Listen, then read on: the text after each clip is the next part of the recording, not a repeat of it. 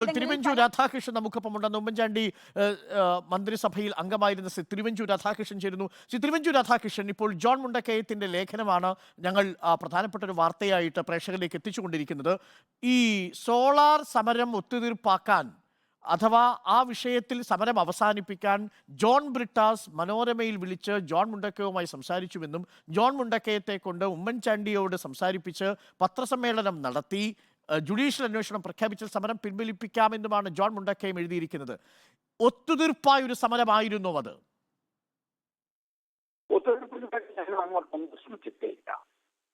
യഥാർത്ഥത്തിൽ ശ്രീ ജോൺ ബ്രിട്ടാസ് എന്നെ കോണ്ടാക്ട് ചെയ്തിരുന്നു, എന്നോട് സംസാരിച്ചിരുന്നു. അതിനുശേഷം ബന്ധപ്പെട്ട ആളുകളുമായിട്ട് എനിക്ക് ചെയ്യാവുന്ന സംസാരങ്ങളൊക്കെ നടത്തിയിരുന്നു. സമരം ഒത്തുതീർക്കണോ വേണ്ടയോ എന്ന് തീരുമാനിക്കുന്നതിന് പ്രധാനപ്പെട്ട ശക്തി സമരം നടത്തുന്ന ആളുകൾ തന്നെയാണ്.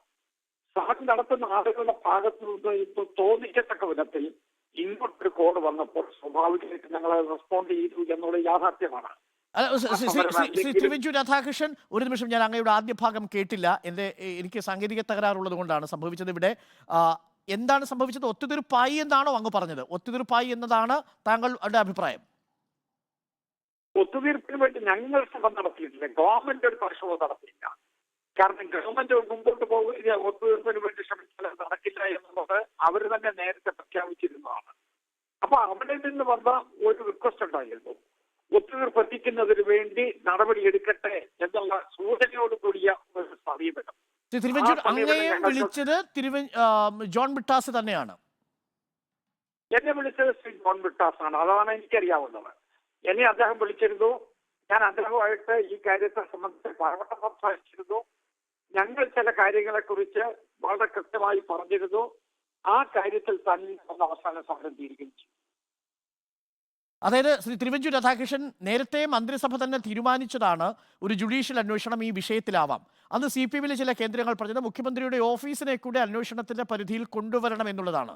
പിന്നീട് ഈ സമരം പെട്ടെന്ന് ഒത്തുതീർപ്പാക്കുന്നതിന്റെ ഭാഗമായി അതിൽ സമ്മർദ്ദം ചെലുത്താതെ നേരത്തെ തീരുമാനിച്ചിരുന്ന മന്ത്രിസഭാ യോഗ തീരുമാനം ഒരിക്കൽ കൂടി പത്രസമ്മേളനം വിളിച്ചു പറയണം എന്നാണ് ജോൺ ബ്രിട്ടാസ് ആവശ്യപ്പെട്ടതായി ഞാൻ മനസ്സിലാക്കുന്നത്. അങ്ങനെയാണോ? ജോൺ ബ്രിട്ടാസ് ആവശ്യപ്പെട്ടത് ഈ സമരത്തിന് വേണ്ടി ഗവൺമെന്റ് ഭാഗത്തും നടപടി ഉണ്ടാകണം എന്നുള്ള രൂപത്തിലാണ്. അദ്ദേഹത്തിന്റെ റിക്വസ്റ്റ് ന്യായമാണ് എന്ന് ഞങ്ങൾക്ക് തോന്നുകയും ചെയ്തു. അതിന്റെ അടിസ്ഥാനത്തിൽ ഞാൻ അന്നത്തെ മുഖ്യമന്ത്രി ശ്രീ ഉമ്മൻചാണ്ടിയായിട്ട് സംസാരിച്ചു. ഞങ്ങൾ അവര് പറഞ്ഞിട്ടുള്ള കാര്യങ്ങളെ കുറിച്ച് പരസ്പരം സംസാരിച്ച് പ്രശ്നം തീർക്കുന്നതിന് വേണ്ടി ശ്രമിക്കുകയും ചെയ്തു. അല്ലെങ്കിൽ ഈ സമരം അവർക്ക് മുന്നോട്ട് കൊണ്ടുപോകാൻ കഴിയുമായിരുന്നില്ല എന്നുള്ളത് കൃത്യമായി ഞങ്ങൾക്ക് എല്ലാവർക്കും അറിയാമായിരുന്നു.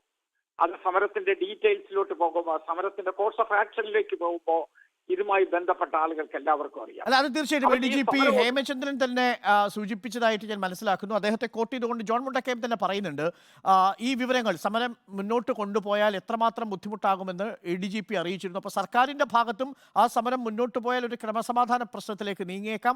അതുതന്നെയാണ് CPM-ഉം ഭയന്നിരുന്നത്. ഇത്രയും അധികം ആൾക്കൂട്ടം തലസ്ഥാന നഗരിയിൽ വന്ന് തമ്പടിച്ചാൽ അത് ഉണ്ടാക്കിയേക്കാവുന്ന നെഗറ്റീവ് ഇമ്പാക്റ്റ് കൂടി ഒരുപക്ഷെ CPM മുന്നിൽ കണ്ടിട്ടുണ്ടാവാം. പക്ഷേ CPM-നുള്ളിൽ വ്യത്യസ്ത അഭിപ്രായങ്ങൾ ഉണ്ടായിരുന്നു എന്ന് ഞാൻ മനസ്സിലാക്കുന്നു.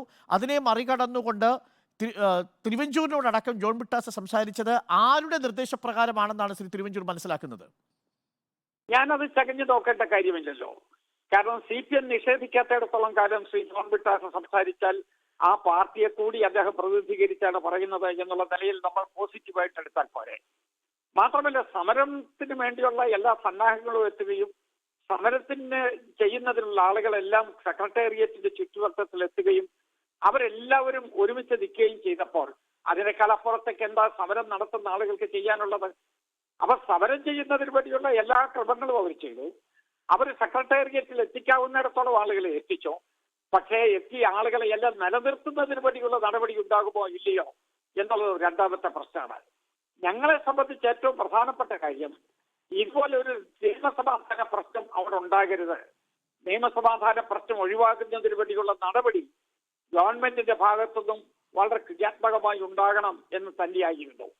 അങ്ങനെ ഗവൺമെന്റ് ആ നടപടി എടുക്കുന്നത് നമ്മുടെ സ്റ്റേറ്റിന്റെ തന്നെ ക്രമസമാധാന പാലനത്തിന് ഗുണകരമാണ് എന്നൊരു ചിന്ത ഞങ്ങൾക്കുമുണ്ടായി. അതേസമയം അപ്പുറത്തും ഈ സമരം മുന്നോട്ട് കൊണ്ടുപോകുന്നതിനെ കുറിച്ചുള്ള അവർക്ക് കാര്യമായി പ്രോഗ്രസ് ഉണ്ടാക്കാൻ കഴിയില്ല എന്നുള്ള സൂചനകൾ കിട്ടി എന്നുള്ളത് യാഥാർത്ഥ്യമാണ്. അതായത് ഒരു നിമിഷം കൂടി ശ്രീ തിരുവഞ്ചൂർ രാധാകൃഷ്ണൻ, ഈ സമരം ഒത്തുതീർപ്പാക്കാൻ വേണ്ടി അഥവാ അവസാനിപ്പിക്കാൻ വേണ്ടി ജോൺ ബ്രിട്ടാസ് താങ്കളെ വിളിക്കുന്നു. താങ്കൾ വിളിക്കുമ്പോൾ അതിനുശേഷം താങ്കൾ കുഞ്ഞാലിക്കുട്ടിയുമായി ബന്ധപ്പെട്ടുവെന്നാണ് ഞാൻ മനസ്സിലാക്കുന്നത് ഈ വിഷയത്തിൽ. അതിനുശേഷം നിങ്ങൾ UDF ഇത് കൂടിയാലോചിക്കുന്നു. അതിനുശേഷം കോടിയേരി ബാലകൃഷ്ണനെ തിരുവഞ്ചൂർ രാധാകൃഷ്ണൻ വിളിച്ചുവെന്നാണ് ഞാൻ മനസ്സിലാക്കുന്നത്. അങ്ങനെയാണോ? ഈ ക്രോണോളജിക്കൽ ഓർഡറിലെല്ലാം കറക്റ്റാണ്. എന്നെ ബ്രിട്ടാസ് വിളിക്കുന്നു, ഞാൻ മുഖ്യമന്ത്രി ആയിട്ട് സംസാരിക്കുന്നു, ശ്രീ കുഞ്ഞാലിക്കുട്ടിയായിട്ട് സംസാരിക്കുന്നു. അതിനുശേഷം ഞങ്ങൾ എടുക്കേണ്ട നടപടികളെ കുറിച്ച് പരസ്പരം ആലോചിക്കുന്നു. അതിനിടയിൽ അവരുടെ പ്രപ്പോസൽ എന്ത് എന്നതിനെ കുറിച്ച് ഞങ്ങൾ ആരായുന്നു. അവർ ആ പ്രപ്പോസൽ അവരുടെ പേരിൽ എഴുതി തരുന്നു. ആ എഴുതി തന്ന ഡോക്യുമെന്റ് ഇപ്പോഴും ഗവൺമെന്റിന്റെ കയ്യിലുണ്ടാകും എന്നാണ് എന്റെ വിശ്വാസം. അതായത് ശ്രീ തിരുവഞ്ചൂർ, ആ പ്രപ്പോസലിൽ പറഞ്ഞിരുന്നത് നേരത്തെ മന്ത്രിസഭാ യോഗം തീരുമാനിച്ച ജുഡീഷ്യൽ അന്വേഷണം പത്രസമ്മേളനത്തിൽ നടത്തി വിളിച്ചു പറയുക എന്നത് മാത്രമാണ്. മന്ത്രിസഭാ യോഗത്തിൽ തീരുമാനമെടുത്തു കഴിഞ്ഞാൽ പിന്നെ പത്രസമ്മേളനത്തിൽ പറയേണ്ട കാര്യമില്ലല്ലോ. അപ്പൊ ഞങ്ങള് ജുഡീഷ്യൽ അന്വേഷണം നടത്തുന്നതിന് എതിരാണെങ്കിലല്ലേ ഉള്ളൂ പ്രശ്നം. ഞങ്ങൾ ജുഡീഷ്യൽ അന്വേഷണത്തിന് അനുകൂലമായിരുന്നു. ഞങ്ങൾ ആ ജുഡീഷ്യൽ അന്വേഷണം നടത്തുന്നതിന് ക്യാബിനറ്റ് ഡിസൈഡ് ചെയ്യുകയും ചെയ്തു. ആ ഡിസിഷൻ പത്രസമ്മേളനത്തിലൂടെ പറയണം എന്ന് പറയുന്നത് ഒരു ചെറിയ പിടിവാശിയുടെ അംശമായിട്ടല്ലേ ഏതൊരു ആളുകൾക്ക് മനസ്സിലാക്കാൻ കഴിയുക. പക്ഷെ അതായിരുന്നു ആ പ്രപ്പോസലിൽ ഉണ്ടായിരുന്നത് ശ്രീ തിരുവഞ്ചൂർ രാധാകൃഷ്ണൻ. ഇന്നിപ്പോൾ ജോൺ മുണ്ടക്കയം വെളിപ്പെടുത്തിയിരിക്കുന്നത് അതാണ്. അത് നേരത്തെ പറഞ്ഞതാണല്ലോ എന്ന് ജോൺ മുണ്ടക്കയം പറയുമ്പോൾ ജോൺ ബ്രിട്ടാസ് പറയുന്നത് അതെ, അത് പത്രസമ്മേളനം വിളിച്ചു പറഞ്ഞാൽ മതി എന്നാണ് ജോൺ മുണ്ടക്കയത്തോട് പറഞ്ഞതായിട്ട് പറയുന്നത്. താങ്കളോടും ഇതേ കാര്യം തന്നെയാണോ ജോൺ ബ്രിട്ടാസ് പറഞ്ഞിരുന്നത്? ഏറെക്കുറെ വാചകങ്ങൾക്ക് വ്യത്യാസമില്ലാതെ തന്നെ എന്നോട് സംസാരിച്ചു. അതായത് മന്ത്രിസഭാ യോഗ തീരുമാനം പത്രസമ്മേളനം നടത്തി വിളിച്ചു പറഞ്ഞാൽ ഈ സമരം അവസാനിപ്പിക്കാമെന്നാണ് ജോൺ ബ്രിട്ടാസ് പറഞ്ഞത്.